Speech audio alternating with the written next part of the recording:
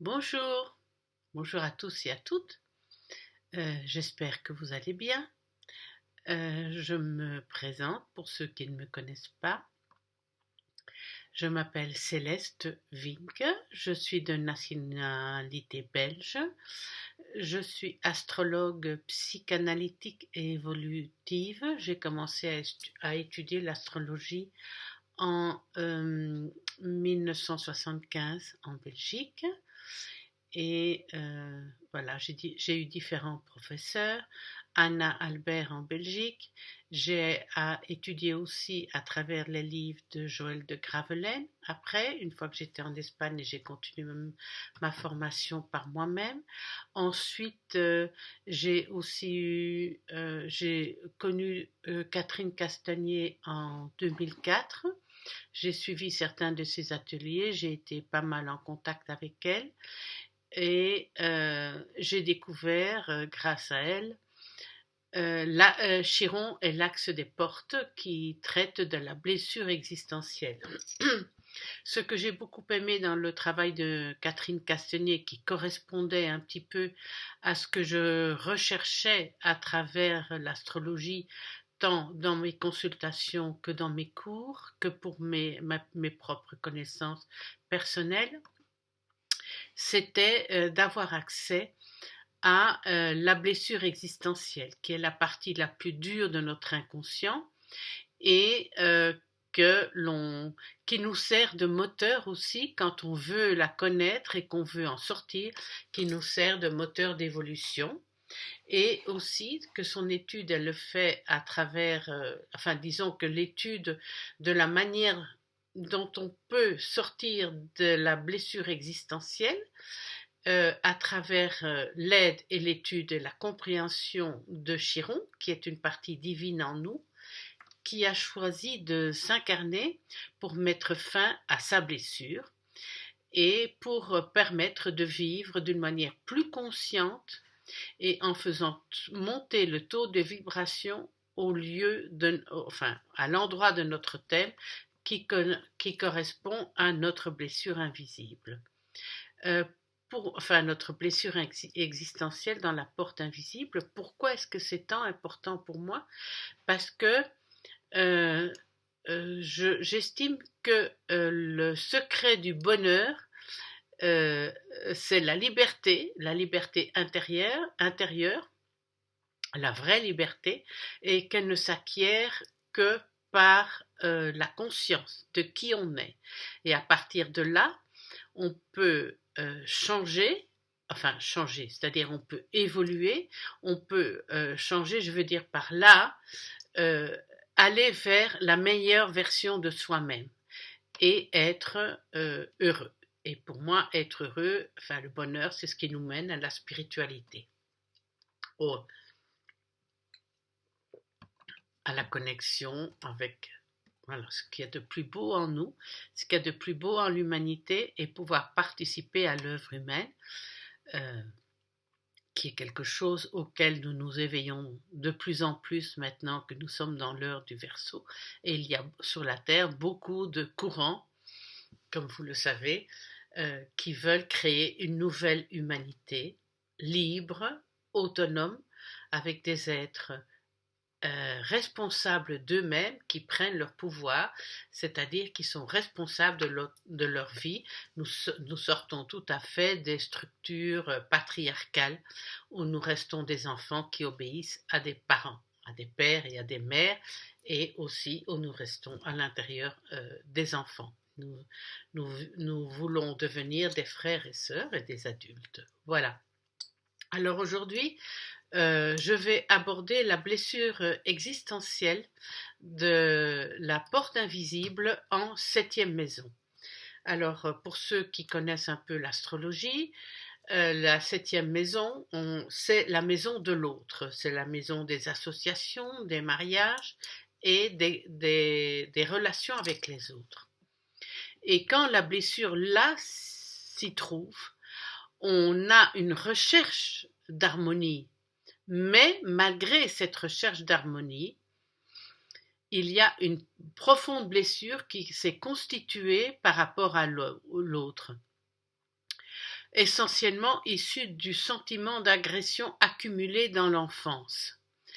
Et on n'arrête pas de vivre en voyant l'autre comme un ennemi, alors au lieu de le voir comme un frère, une sœur, un complément, quelqu'un qui nous sert de miroir, quelqu'un qui nous permet de construire plus de conscience et d'être plus heureux. Alors, ensuite, après avoir accumulé des blessures dans l'enfance, pour la personne qui est née avec cette blessure existentielle en 7e maison, bien que rechercher, l'image sociale de soi-même a été abîmée, à l'adolescence surtout, parce qu'il a le sentiment que sa famille n'a pas accepté ses imperfections d'enfant de façon inconditionnelle. Où les 2 parents ont été très très sévères, impatients, exigeants ou intraitables, et l'éducation a été trop dure pour cet enfant si perméable à l'opinion des autres.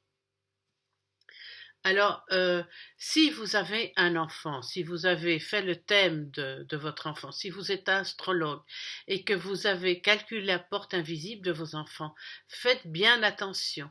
Il faut que l'enfant sente que ce qu'il fait est bien, s'il a cette porte invisible en 7e maison, de manière à la développer d'une manière moins dure, moins permanente. Hein? Parce que l'enfant, là, il a manqué dans la structure de l'adulte qui a vécu cette enfance sévère, il a manqué de caresses. Et son hypersensibilité n'a pas pu se protéger. Il n'a pu se protéger de ce manque de câlins, de caresses qu'en édifiant des parades. Il a mal vécu la suggestion de son enfance et celle-ci a amplifié sa rancœur. Il y a un fossé entre ce qu'il aimerait être et l'image que lui renvoie la société.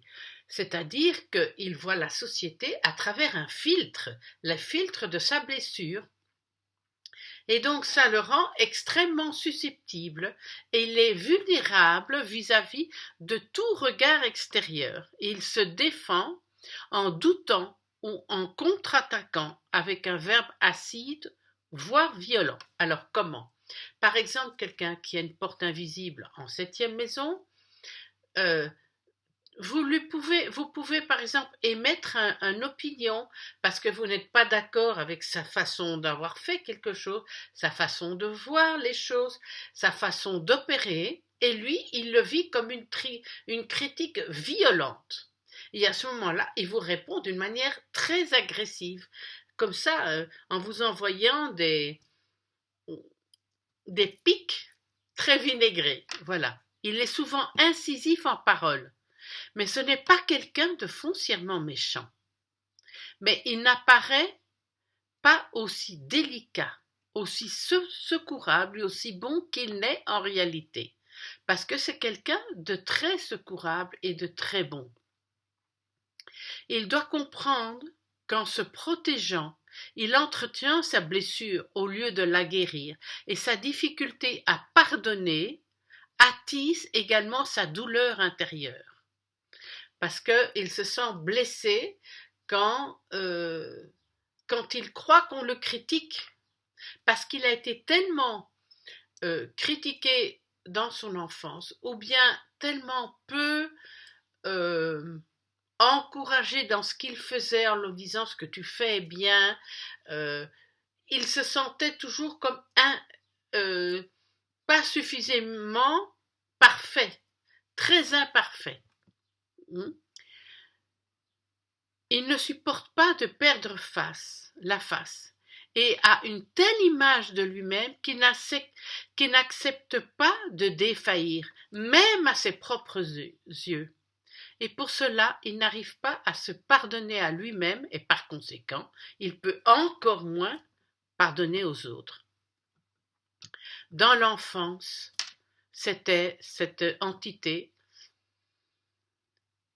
ses rêves, de douceur ont été dépités, ses chagrins non entendus, et se sont mêlés de colère tout autant réprimés, d'où son désir de vengeance. En dehors des moments de bonté, il ne fait pas de cadeaux et pratique la loi du talion et entretient sa blessure en fonction de sa rancœur. Alors qu'au contraire, c'est quelqu'un qui peut être très aimant, très accueillant, très tourné vers les autres, qui s'intéresse aux autres. Mais dès qu'il sent une tension qui pourrait être une critique ou un non reconnaître sa valeur, il est là blessé. Et ses revanches prennent la forme de domination. Dans l'enfance, s'étant senti délaissé ou diminué, il conserve amèrement la volonté de reprendre l'avantage. Et ça explique pourquoi il lui est difficile d'accepter ses défaites. S'il n'est pas totalement décontracté vis-à-vis des autres, ceux-ci ne le sont pas à son égard. Cette tension abîme ses échanges, surtout s'il est sur la défensive. Il est en même temps attirant, très attirant, parce que il a un côté très généreux, mais il a un potentiel offensif aux yeux des autres. Il est potentiellement offensif, attirant avec potentiellement offensif. Alors si les autres viennent vers vous et s'intéressent à vous, et que vous croyez ou vous posent une question et que vous le vivez comme une critique, à ce moment-là, ils ne voient en vous que la personne qui a été offensif, agressif, et ils ne vont plus oser venir vers vous. Alors que vous qui avez cette porte invisible en 7e maison, vous aspirez sincèrement à l'union, à l'harmonie, mais vous n'arrivez pas à vous répartir de vos défenses tellement vous avez été blessé dans l'enfance ou tellement vous vivez encore au niveau de ces blessures. Pour compenser, la personne qui naît avec la porte invisible en 7e maison a figé l'image de sa supériorité. En espérant l'assentissement général, il souffre de la moindre critique, et là est sa blessure. Il peut être exclusif et ne vivre que pour une seule personne, tout en subissant son pouvoir abusif. Il a tendance à vivre à travers le regard de l'autre, parce qu'il ne se reconnaît pas ses propres valeurs. Tout en acceptant douloureusement de se soumettre à la volonté des autres, il a du mal à se faire entendre, mais veut le diriger à sa façon. Il court après le bonheur à travers l'autre. Il semble s'en remettre à lui, mais en fait, c'est un persécuteur très exigeant et autoritaire derrière ses aspects doux. Tant qu'il est dans l'attente de l'autre, ce dernier lui échappe. Il est maladroit dans ses relations, notamment avec son conjoint. Il se trompe souvent et ne voit pas en quoi il est responsable de ses sentiments, des sentiments d'hostilité ou de haine qu'il attire. Il doit comprendre que ce sont ses pensées, avis, jugements critiques qui l'éloignent des autres, parce qu'il a des jugements très critiques vis-à-vis des autres, puisqu'ils se sont constamment agressifs, qui voient l'autre comme un ennemi. Il pense en termes d'amis et d'ennemis, de bons et de méchants. Et la lutte s'inscrit dans un rapport d'opposition. Lorsqu'elle lutte, c'est pour faire survivre l'image de superbe qu'il a de lui-même, mais que la réalité de ses rapports sociaux dément. Donc, démente. Et il pourra observer qu'il devient ce contre il se bat. S'il est blessé et qu'il combat en blessant, il devient le mal même s'il estime justifié, justicier. Donc, il s'estime justicier du mal, mais c'est envers lui-même qu'il fait du mal. Et la résolution de cette blessure existentielle, vous, si vous avez cette porte invisible en 7e maison, vous allez la vivre en maison 1, avec la maison de vous-même, de votre être, de qui vous êtes. Là, vous devez retrouver vos motivations intimes, diriger votre vie et vivre en accord avec vous-même. L'être qui a la porte invisible en 7e maison ne doit pas sous-estimer sa vie de couple, car c'est un domaine à vivre, ne serait-ce que par défi constant qu'il pose, qu'il pose, que la vie de couple. N'oubliez pas que l'autre est un miroir pour vous et pas un ennemi. Il est doté d'un bon tempérament de base, d'une nature foncièrement humaine qui est une force dans laquelle il peut puiser s'il ne se dénie plus.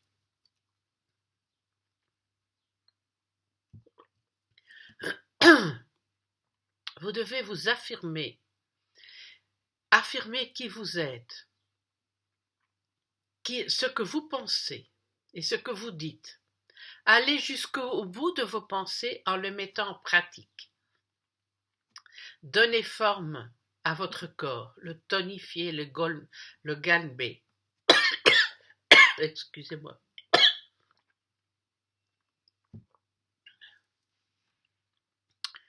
Tous les signes du corps sont à considérer attentivement.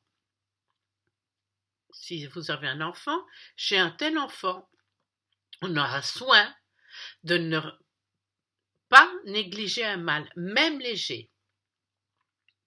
Votre avancement vers la guérison consiste à manifester votre nature intrinsèque dans la complémentarité avec l'autre et non à son détriment, non dans la lutte, mais dans la complémentarité. Observez votre réalité propre en tant que fait. Ainsi, personne ne peut plus vous blesser. Agissez par vous-même. Comprendre que vous pouvez vous réaliser au sein d'une relation en gardant votre individualité. Ainsi, il n'y aura plus de perdants ni de gagnants et toute la magie de la relation peut s'opérer. Aimez votre prochain comme vous-même, donc vous aimez tel que vous êtes, sans plus vous soumettre au regard des autres. Là réside la plus grande transformation. La plus grande clé que vous détenez réside dans votre vigilance à ne blesser personne. Aimer, en réalité, c'est être libre. Vous aimez, c'est être libre. Aimer les autres, c'est être libre parce que ça va vous aider à sortir de votre tyran et votre bourreau intérieur. Vivez vos relations plus cool. Voyez le beau de l'autre et posez-vous quand vous vous sentez attaqué. Prenez le temps de regarder la situation, l'événement, à travers votre moi nucléaire, votre moi central, votre moi conscient. Et vous sortirez gagnant. Voilà, je vous souhaite une très belle journée et je vous souhaite de mieux vous comprendre. Donnez bien l'importance dans votre thème à votre chiron. C'est lui qui va vous aider. D'abord, à travers ces prises de conscience qu'il a chaque fois qu'il vit un frottement dans ses blessures, il va automatiquement, Chiron se met alors en contact avec son potentiel qui est très puissant et il va vous aider à prendre conscience de comment vous fonctionnez et de la réalité dans votre porte invisible de la 7e maison. Voilà, je vous souhaite une belle journée et je vous embrasse très fort et je vous dis à bientôt. Au revoir.